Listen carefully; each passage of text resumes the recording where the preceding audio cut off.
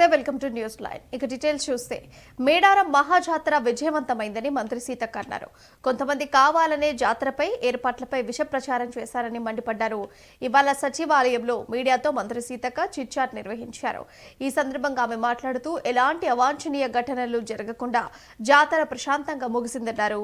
ఓ దొంగతనం ఘటనను కొందరు తప్పుడు ప్రచారం చేస్తున్నారని, 1-2 రోజుల్లో తిరుగు జాతర జరుగుతుందని తెలిపారు. అలాగే క్లాస్ మాస్ తో పాటు హై క్లాస్ పీపుల్ కూడా జాతరకు భారీగా వచ్చి అమ్మవార్లని దర్శించుకున్నారని వివరించారు.